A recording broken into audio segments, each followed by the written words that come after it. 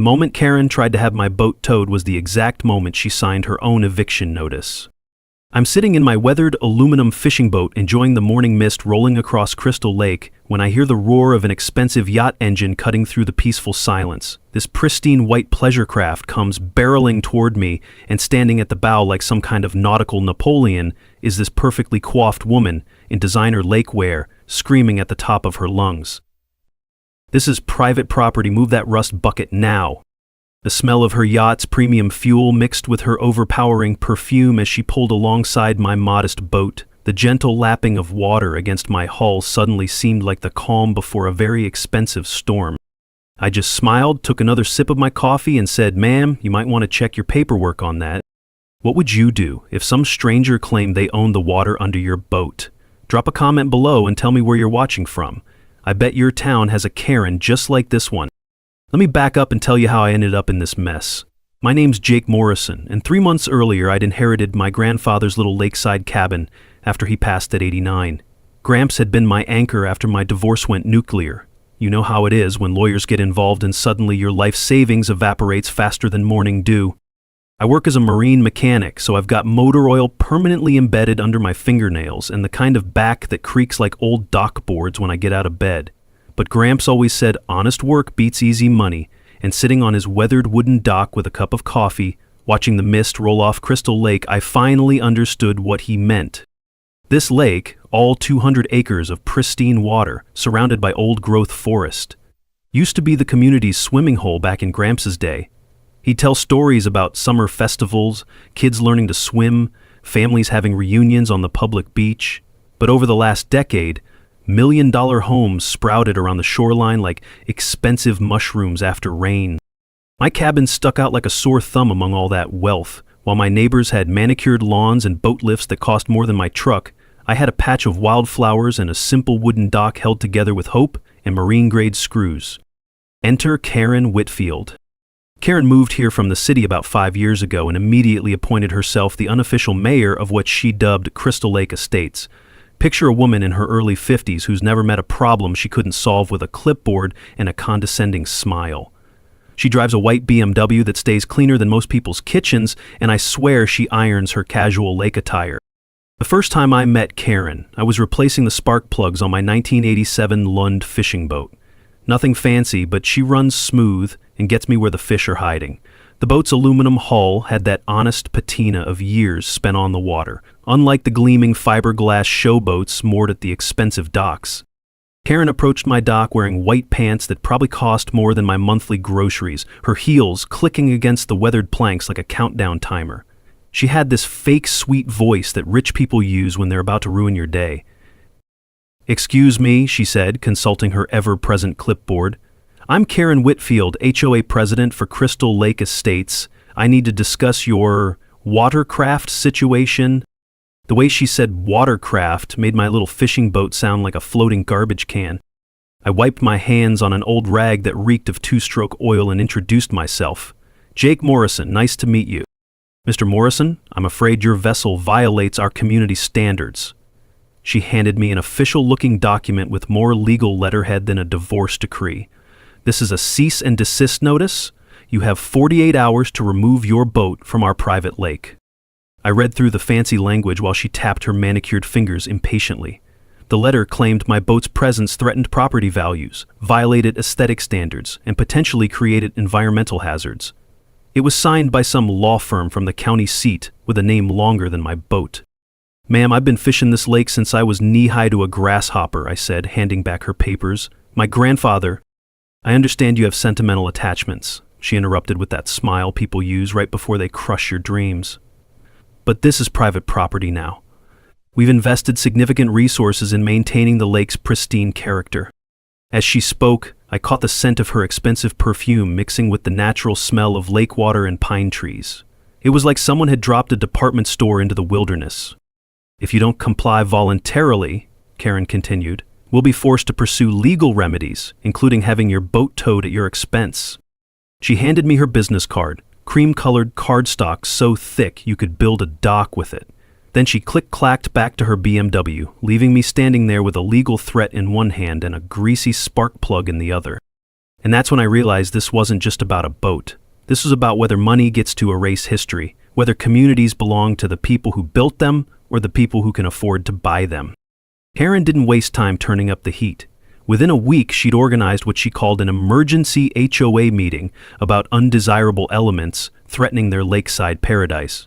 I wasn't invited, but word travels fast in small communities, especially when it involves the rich folks plotting against the local grease monkey. She circulated a petition titled "Protecting Our Investment and Community Values," because nothing says neighborly like reducing people to property values. The petition featured photos of my boat taken from multiple angles, like some kind of maritime mugshot. She even posted them on the neighborhood Facebook group with captions about deteriorating standards and precedent-setting decisions. Now I need to explain something about lake communities.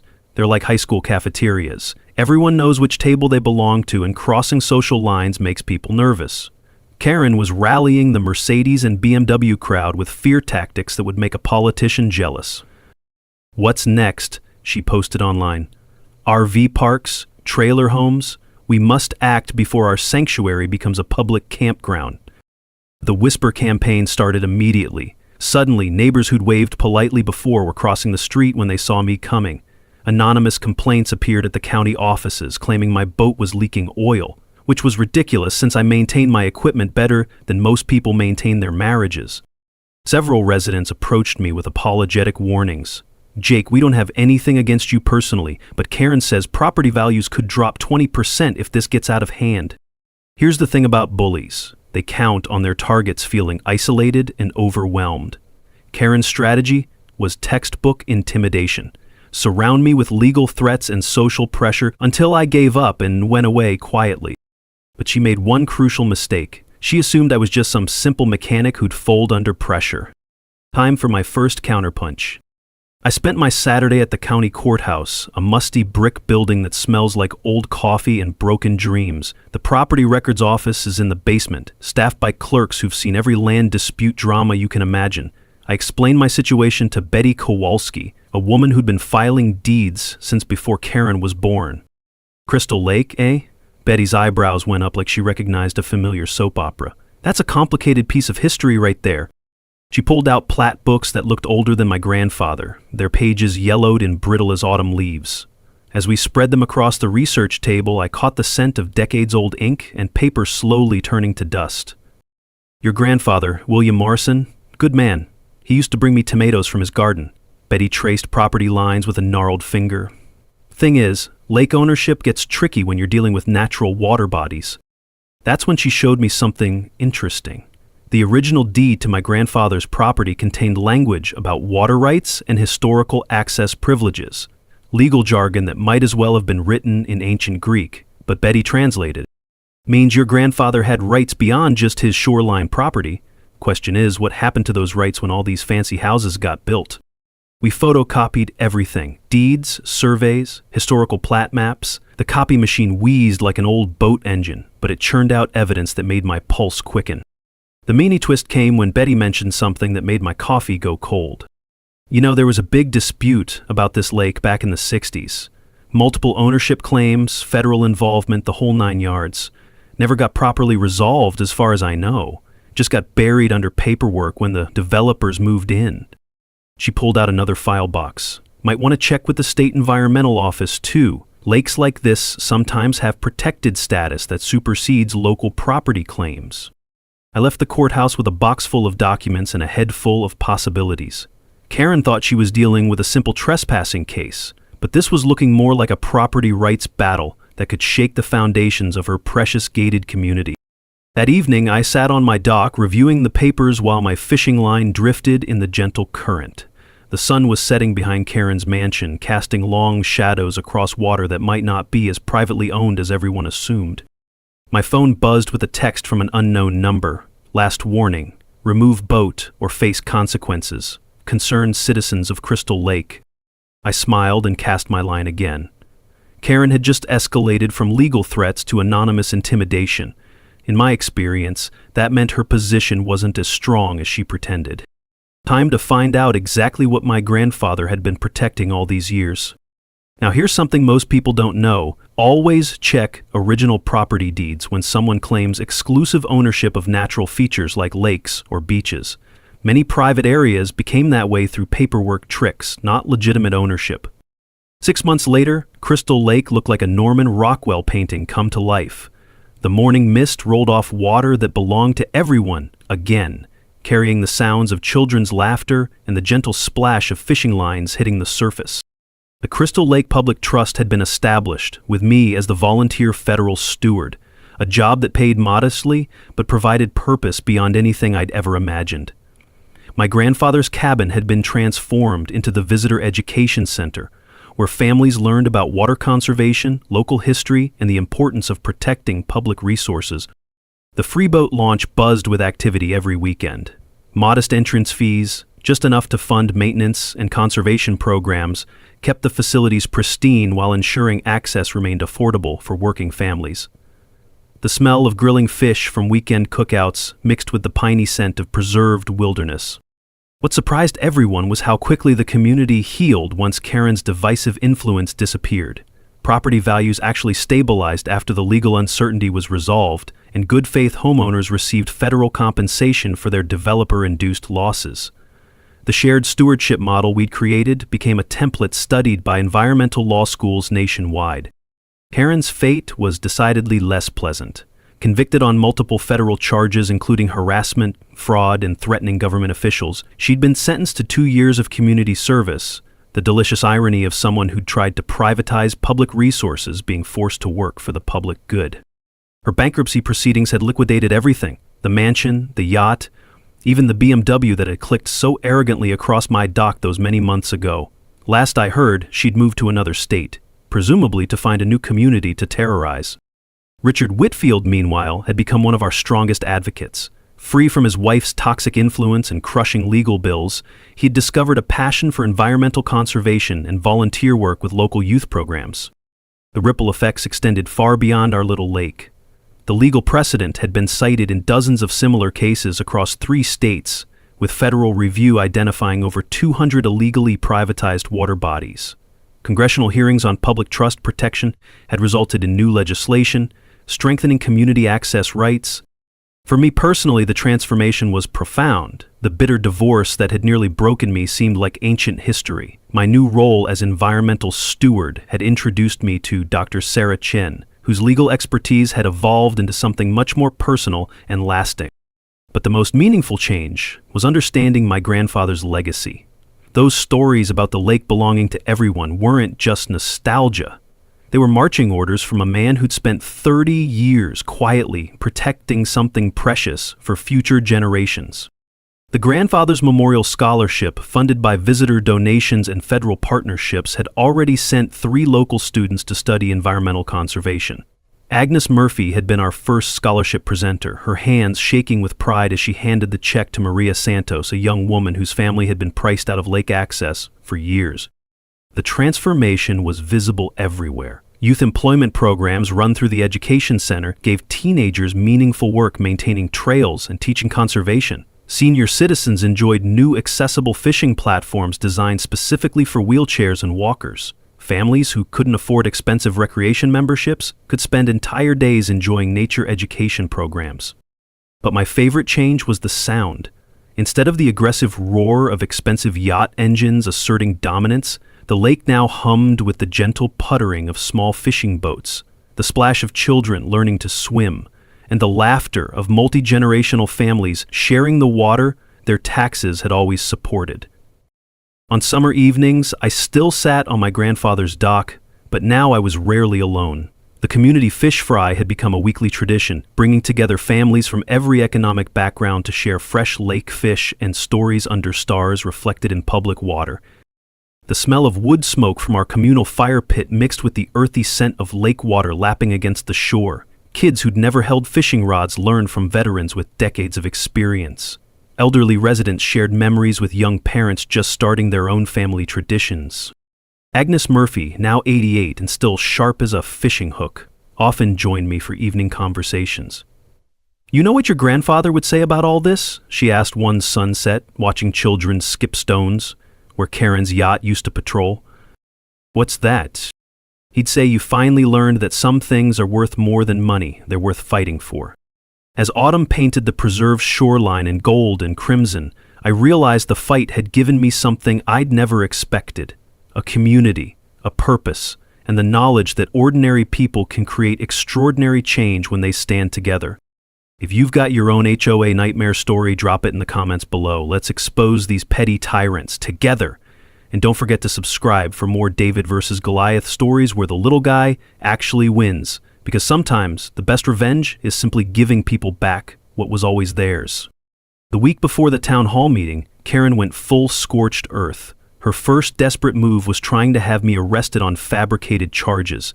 She called the sheriff claiming I'd been stalking her property and making threatening gestures from my boat.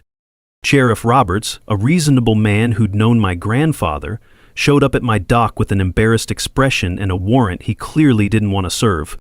Jake, I gotta ask, you been bothering Mrs. Whitfield?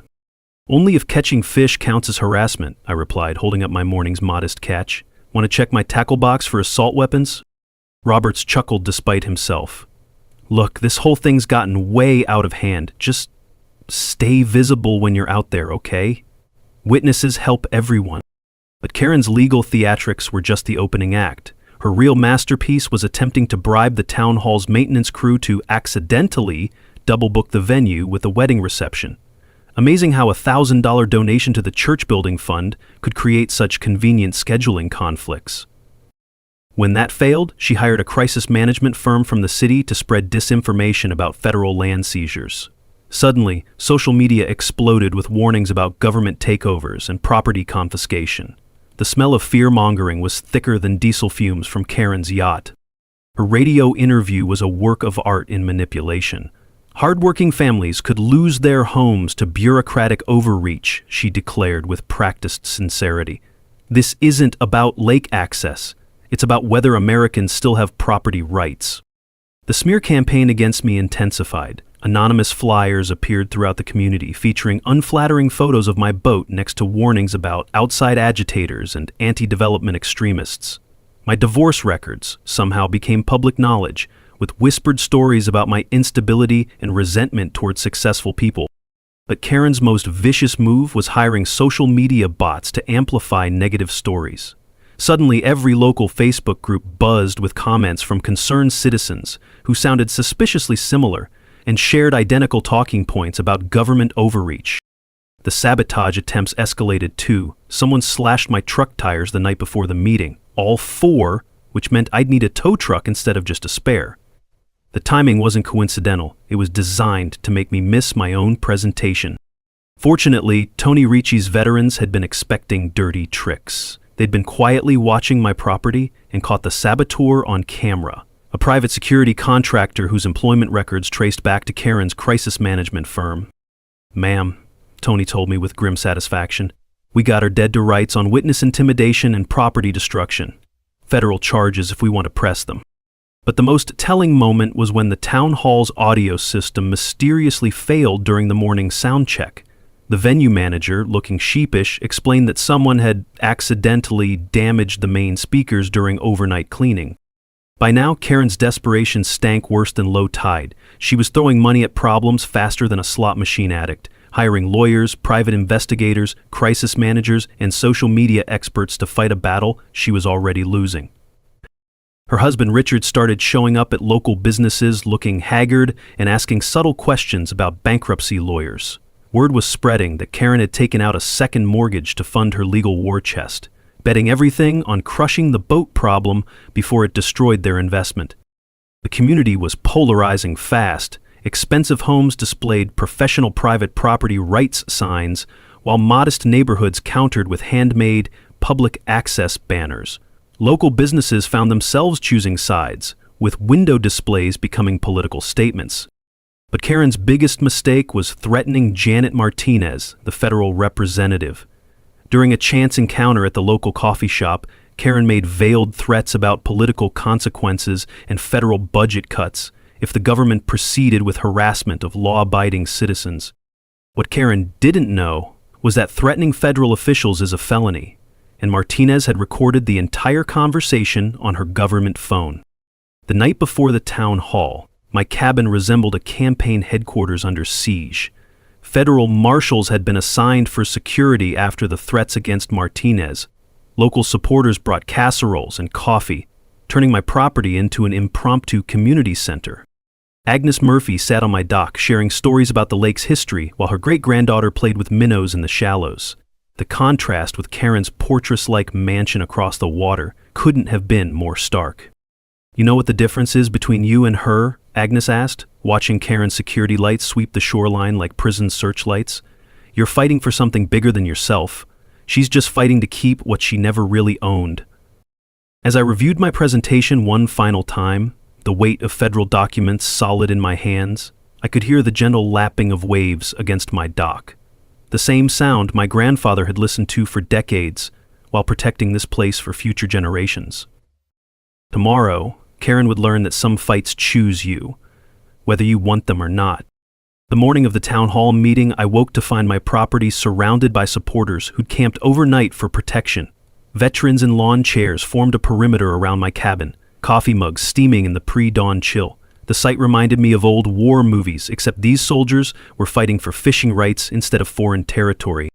"Nobody's getting to you without going through us first," Tony Ricci announced, handing me a cup of coffee that tasted like liquid courage mixed with brotherhood. Article Lake, Karen's mansion buzzed with activity. A convoy of black SUVs had arrived during the night, her legal team, crisis managers, and what looked suspiciously like private security contractors. The smell of expensive desperation hung in the air thicker than morning mist. The pre-meeting drama started early. Karen attempted to serve me with a restraining order claiming I'd made terroristic threats against her property. The process server looked embarrassed as Federal Marshal Rodriguez intercepted the paperwork and explained jurisdiction issues in terms that would make a law professor weep. "Ma'am, you can't serve state papers on someone acting under federal authority," Rodriguez told the server with patient authority. "That's like trying to arrest a postal worker for delivering mail." But Karen's real desperation showed when she tried to pack the town hall with ringers. Buses arrived from the county seat filled with people who'd never seen Crystal Lake, all carrying identical property rights signs and talking points that sounded rehearsed. The acrid smell of diesel exhaust mixed with the perfume of hired protesters created an atmosphere thick enough to choke a fit. Local residents recognized the manipulation immediately. Nothing unites a small community faster than outsiders trying to manipulate their politics. The counter-response was beautiful. Pickup trucks and minivans converged on the town hall from every direction, filled with families who'd lived here for generations. Inside the venue, the tension was thick enough to cut with a boat propeller. The town hall, designed for maybe 150 people, somehow accommodated nearly 300 bodies packed like sardines. The ancient air conditioning wheezed like my grandfather's old outboard motor, failing to combat the nervous energy radiating from the crowd. Karen arrived in full corporate battle dress, power suit, perfect makeup, and a legal team that looked like they charged by the heartbeat. She commanded the front row like a general surveying a battlefield, her hired supporters arranged strategically throughout the crowd. The mini twist came when several of Karen's own homeowners publicly broke ranks. Richard Whitfield, Karen's husband, stood up during the opening remarks and dropped a bombshell that made his wife's face go whiter than her BMW. "I want to formally distance myself from my wife's tactics," he announced, his voice shaking but determined. "We've mortgaged our future to fight a battle we can't win against rights we never actually owned." The gasps from Karen's section were audible. Her own husband had just publicly undermined her legal strategy in front of 300 witnesses and 2 news cameras. But Richard wasn't finished. I reviewed the federal documents. "Our property deed is worthless. We've been living on borrowed time and stolen land, and it's time to admit it." Karen's face cycled through emotions faster than a slot machine: shock, rage, betrayal, and finally cold calculation. She whispered furiously to her lead attorney, who looked like he wanted to crawl under the table and disappear. More homeowners began standing up, expressing frustration with Karen's endless legal fees and assessments. The united front she'd claimed to represent was crumbling faster than a sandcastle at high tide. "We never signed up for a war," called out Mrs. Peterson from Maple Street. "We just wanted a nice place to retire, not to bankrupt ourselves fighting the federal government." The crowd's energy shifted dramatically. What had started as Karen's supporters versus Jake's supporters was becoming Karen versus everyone else, including her own neighbors. Federal Representative Martinez took detailed notes, her expression growing more serious as she documented each admission of fraudulent property claims. Every word spoken was potential evidence in federal court proceedings. Mayor Thompson struggled to maintain order as Karen's hired protesters became increasingly agitated. Several were clearly drunk, shouting nonsensical slogans about constitutional rights and government tyranny. Their behavior contrasted sharply with the dignity of local residents, sharing personal stories about the lake's history. The breaking point came when Karen stood up and screamed at her own husband, calling him a traitor and threatening divorce proceedings. The sound of her voice, shrill with desperation, echoed off the town hall walls like fingernails on a chalkboard. "You're all being manipulated by a bitter mechanic who can't accept that some people are more successful than others," she shrieked, pointing accusingly at me. That's when Agnes Murphy, all 87 years of her, stood up with the kind of dignity that comes from a lifetime of weathering storms. "Honey," she said in a voice that carried to the back of the room, "success isn't measured by the size of your house, it's measured by how you treat your neighbors." The silence that followed was deafening. The moment had arrived. I stood at the podium looking out at 300 faces, news cameras rolling, and Federal Marshal Rodriguez positioned strategically near the exit. The smell of nervous sweat and old coffee hung in the air like humidity before a thunderstorm. "Ladies and gentlemen," I began, my voice steadier than I felt, "my name is Jake Morrison, and I'm here to tell you the truth about Crystal Lake." I started simple. My grandfather's stories, the community's history, the gradual privatization that stole public access from working families. The projector displayed old photos of summer festivals and children learning to swim where million-dollar docks now blocked the shoreline. But then came the mic drop moment. "What Karen doesn't want you to know," I said, clicking to the next slide, "is that none of you actually own your lake properties. According to these federal documents, Crystal Lake has been owned by the United States government since 1962. The room erupted. Karen's supporters shouted denials while her legal team frantically shuffled papers. But the evidence was undeniable. Official federal letterhead, GPS coordinates, employment records showing my grandfather as the appointed federal caretaker. Karen leapt to her feet, her perfectly coiffed composure finally cracking completely. "This is a communist conspiracy," she screamed, pointing at the federal documents like they were radioactive. "You're all being manipulated by government agents trying to steal private property." That's when Federal Representative Martinez stood up and delivered the knockout punch. "Mrs. Whitfield, I'm Janet Martinez from the Department of Interior. These documents are authentic federal records. Your property deed is based on fraudulent claims, and your mortgage was obtained under false pretenses." The silence that followed was broken only by the clicking of news cameras capturing Karen's public meltdown in real time. But Martinez wasn't finished. "Furthermore, your threats against federal officials and attempts to obstruct this investigation constitute felony charges under federal law." Karen's expensive legal team began quietly gathering their briefcases, clearly abandoning a sinking ship. Her crisis management experts huddled in frantic whispered conferences, probably calculating how fast they could distance themselves from their client. The community's reaction was swift and decisive. Homeowner after homeowner stood up to denounce Karen's deception and express support for a mediated solution that could protect their investments while restoring public access. "We were lied to by the developers," called out Jim Patterson from Lakeside Drive. "If Jake's offering to help us find a legal solution instead of destroying us, I'm listening." Even some of Karen's hired protesters were backing toward the exits, clearly uncomfortable with the federal jurisdiction they'd stumbled into. Threatening local officials was one thing, but obstruction of federal proceedings was serious prison time. The media circus reached its peak when Sheriff Roberts approached the podium with official paperwork. The sound of his boots on the wooden floor echoed through the suddenly quiet room. "Karen Whitfield," he announced formally, "you're under arrest for criminal harassment, vandalism, and threatening federal officials." The gasps from the crowd were audible as Roberts read Miranda rights to a woman who'd arrived that morning expecting to crush a simple mechanic's dreams. The clicking of handcuffs provided a metallic punctuation to months of legal warfare. But the most powerful moment came when Agnes Murphy slowly walked to the microphone, her cane tapping against the floor with each deliberate step.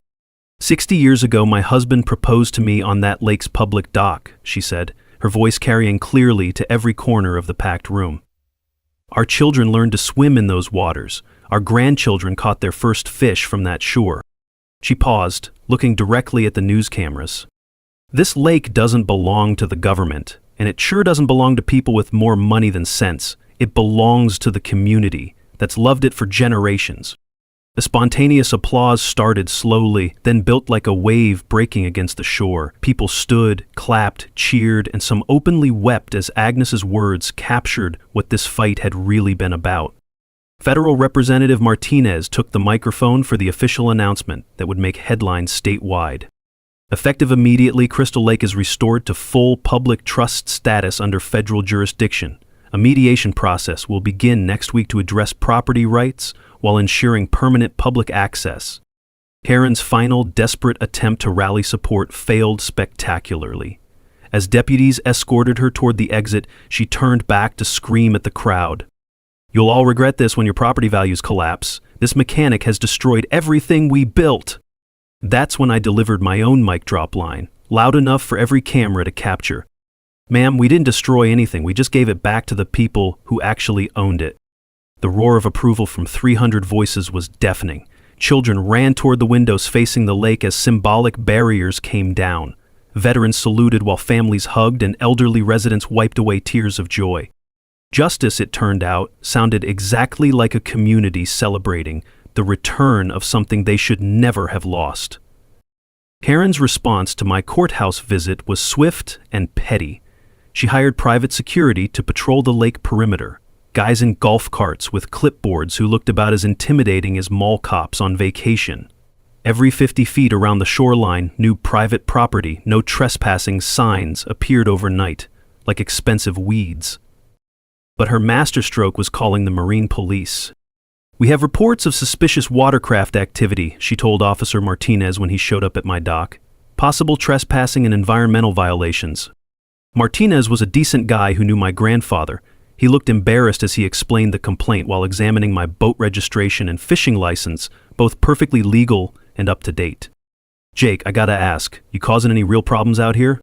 "Just fishing, same as always," I said, holding up a small bass. "Want to check my tackle box for weapons of mass destruction?"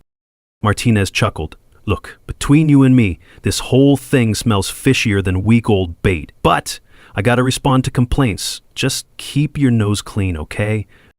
After he left, Karen organized what she called a lake reclamation parade. 12 expensive boats, everything from sleek speedboats to floating party barges, formed a coordinated flotilla designed to make my life miserable. They circled my fishing spot like aquatic vultures, honking their horns and creating wakes that rocked my little boat like a cork in a washing machine. Karen commanded the lead vessel, a pristine white cabin cruiser that probably cost more than most people's houses, filming everything with her phone while shouting legal threats over a bullhorn. "This is your final warning. Remove your vessel immediately or face the full consequences of the law." The coordinated drone of 12 boat engines mixed with the stench of premium gasoline and the acrid smell of Karen's righteous indignation. I just kept fishing, maintaining the kind of calm dignity that drives bullies absolutely crazy. But while Karen was busy playing Admiral, I was digging deeper into the lake's history. The breakthrough came when I connected with Eddie Kowalski, Betty's nephew and a retired land surveyor who'd worked the original boundary disputes back in the 70s. Eddie lived in a trailer that smelled like cigarettes and old survey equipment, surrounded by maps that covered every inch of the county. "Your grandfather was a smart man," Eddie wheezed, unrolling a detailed survey from 1965. "See, most folks don't understand the difference between shoreline property and lakebed ownership." He traced the property lines with a pencil stub worn down to the eraser. "These fancy houses? They own to the high water mark, but the actual lakebed, the water itself, and the navigation rights? That's a whole different legal animal." The mini twist hit me like a cold wave. According to this environmental survey from '68, Crystal Lake is classified as navigable waters under state jurisdiction, means it's held in public trust regardless of who owns the surrounding land. Eddie pulled out aerial photos showing the lake's historical features. "See these markers? Public access points that were legally established in 1962. Look where they are now." My heart started pounding. Several of the most expensive docks, including Karen's own private pier, were built directly over historically public access areas. You're telling me they've been illegally blocking public access for years? I'm telling you that your grandfather's water rights might be more valuable than all their fancy houses combined. I spent the next week documenting everything. Every blocked access point, every illegally placed dock, every sign claiming private ownership of what might actually be public water. I used a waterproof camera to photograph GPS coordinates, matching them against Eddie's historical surveys. The evidence was overwhelming. Karen's entire private lake community was built on a foundation of questionable property claims and illegal access restrictions. But the best part? The County Environmental Office confirmed that navigable waterways are protected under state law. Private property owners can't just decide to own the water, no matter how many lawyers they hire or how many threatening letters they send. I also discovered that several state environmental groups had been monitoring Crystal Lake for years, waiting for someone with legal standing to challenge the privatization scheme. The night before Karen's security guards were scheduled to have my boat towed, I received an unexpected visitor. Dr. Sarah Chen, an environmental lawyer who specialized in public trust cases, knocked on my cabin door with a briefcase full of legal ammunition. Mr. Morrison, I believe we have a lot to discuss about your grandfather's legacy and the public's right to this lake. As we sat on my dock going through her files, the sound of expensive boat engines echoed across the water from Karen's evening yacht party. She had no idea that her own mortgage documents might be based on fraudulent ownership claims. Here's a crucial legal principle most people don't know. Navigable waterways are often held in public trust. Private property owners can't legally restrict access to water that belongs to all citizens. Tomorrow, I was going to introduce Karen to the concept of federal jurisdiction. Karen's desperation was starting to show. Word had leaked about my legal research and she was scrambling like a cat on a hot dock. Her first move was classic Karen, throw money at the problem until it disappeared. She scheduled private meetings with county commissioners, arriving with briefcases full of what she called impact studies, but what looked suspiciously like thinly veiled bribes. Suddenly, the county received anonymous donations for new park equipment and road improvements, all coincidentally from Crystal Lake Estates residents. But Karen's real genius was her character assassination campaign. She started spreading rumors that I was unstable and potentially dangerous on the water. According to her whisper network, my divorce had left me emotionally compromised, and my boat was a safety hazard to families enjoying their lake. The rumor mill worked overtime. Apparently I'd been seen drinking beer while fishing, true, 1 beer with lunch, shouting at innocent boaters, false. I told someone their wake was swamping my line and making threatening gestures, also false. Unless pointing at a fish counts as assault. Karen organized a letter-writing campaign to state representatives, painting me as an outside agitator threatening their peaceful community. She even appeared on the local radio station's morning show, her voice dripping with concern for public safety and property rights. But then she crossed a line that changed everything. I woke up one morning to find my boat's engine wouldn't start. When I popped the hood, the sweet smell hit me immediately. Someone had poured sugar into my gas tank. Classic sabotage that turns fuel into syrup and destroys the engine from the inside. The really clever part? The security cameras that Karen's HOA had installed around the lake mysteriously malfunctioned the same night. Amazing how technology fails right when you need it most. While I was dealing with my sabotaged engine, someone had also cut my dock lines. If I hadn't done my morning coffee ritual on the dock, my boat would have drifted into the rocks and been totaled by the morning waves.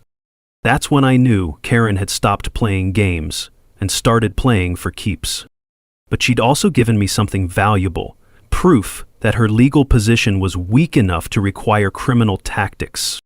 Dr. Chen connected me with a broader network of allies I hadn't expected. The state environmental lawyer was just the beginning. Soon I was talking to the local Native American Tribal Council, whose historical research showed the lake had been a gathering place for centuries before any European settlers arrived.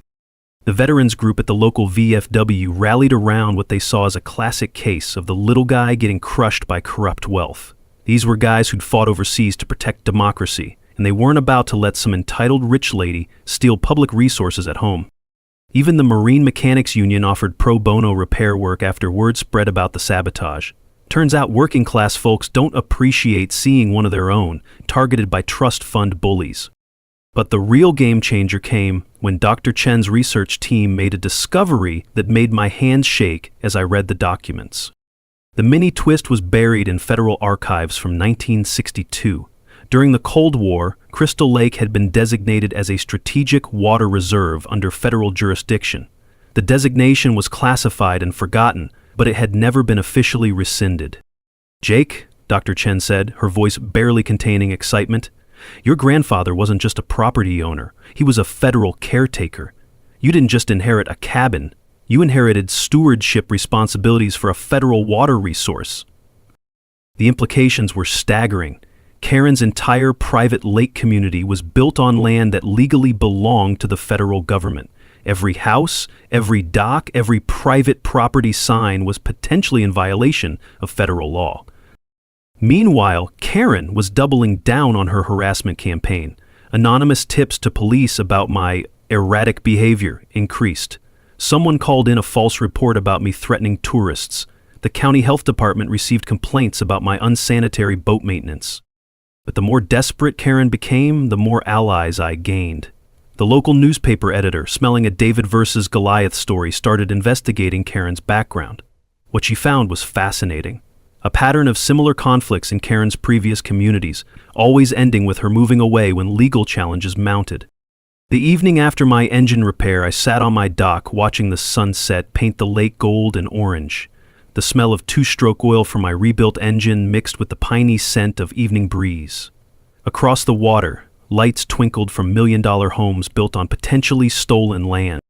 Karen had escalated from legal threats to criminal sabotage. She'd mobilized wealth and influence against a simple mechanic who just wanted to fish where his grandfather had taught him to cast a line. What she didn't know was that this simple mechanic now had federal law on his side. Tomorrow, I was going to introduce Crystal Lake Estates to the concept of eminent domain. The morning Dr. Chen called with the full Federal Archives report, I was replacing the spark plugs Karen's sabotage had fouled. Her voice crackled with barely contained excitement over my phone's speaker. "Jake, you need to sit down for this. We've found something that changes everything."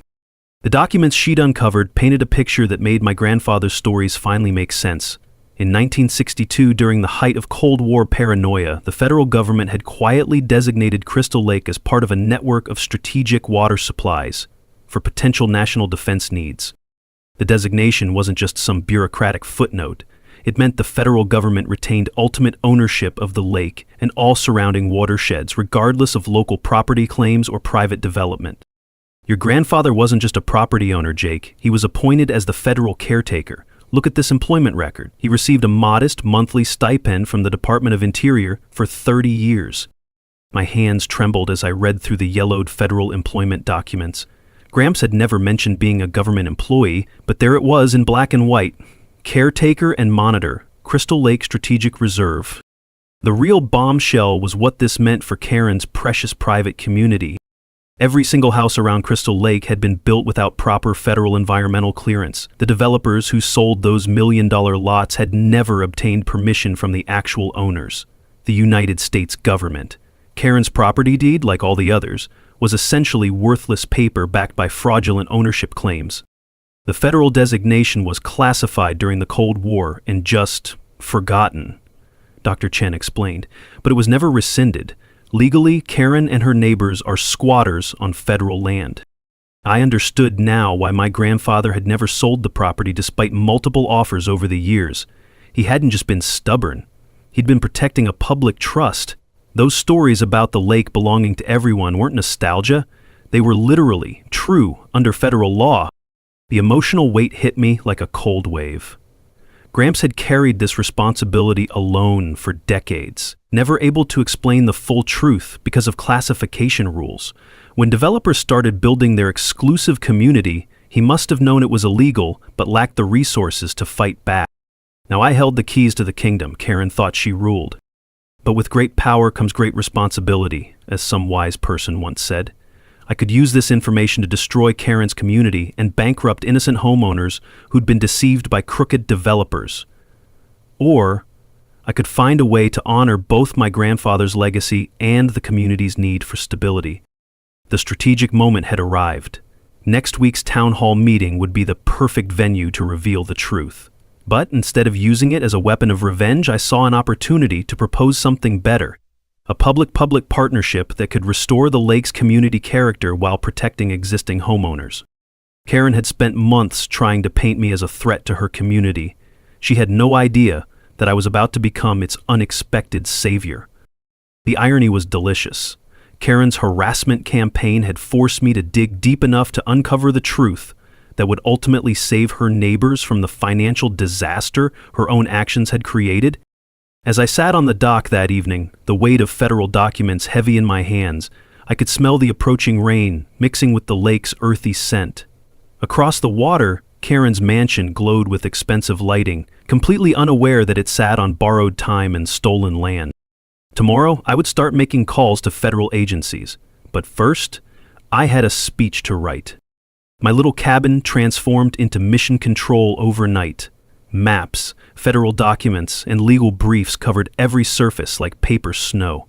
The coffee pot worked overtime as Dr. Chen's legal team, tribal representatives, and veterans group leaders gathered around my kitchen table that suddenly felt way too small for the magnitude of what we were planning. First priority, Dr. Chen announced, spreading out a timeline on legal-sized paper, is filing the federal complaint before Karen's lawyers can muddy the waters further. We need to establish Jake's legal standing as federal caretaker before they claim this is just another property dispute. The environmental lawyer had mapped out federal jurisdiction boundaries using GPS coordinates that proved most of the expensive homes sat partially on federal land.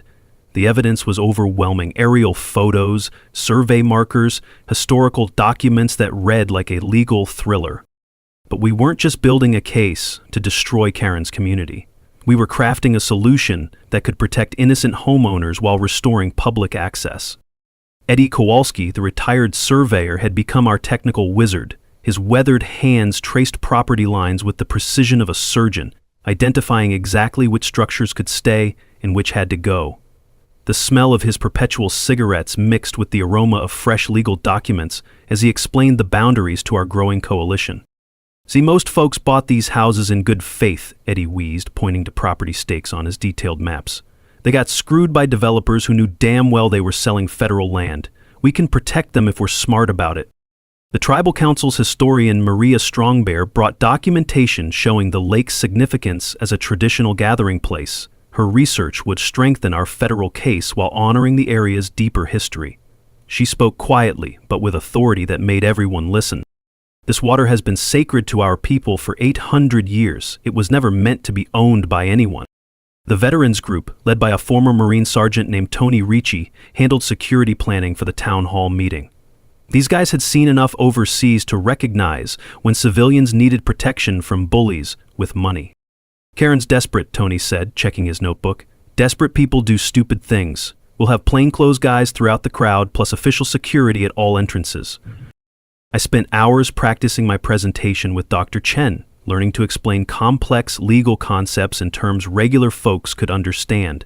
The secret was breaking down the federal supremacy clause, environmental law, and public trust doctrine into bite-sized pieces that wouldn't put people to sleep. Think of federal law like a basketball referee, Dr. Chen coached. Local rules don't matter if they contradict the official rulebook. Meanwhile, Karen was mounting her own desperate counteroffensive.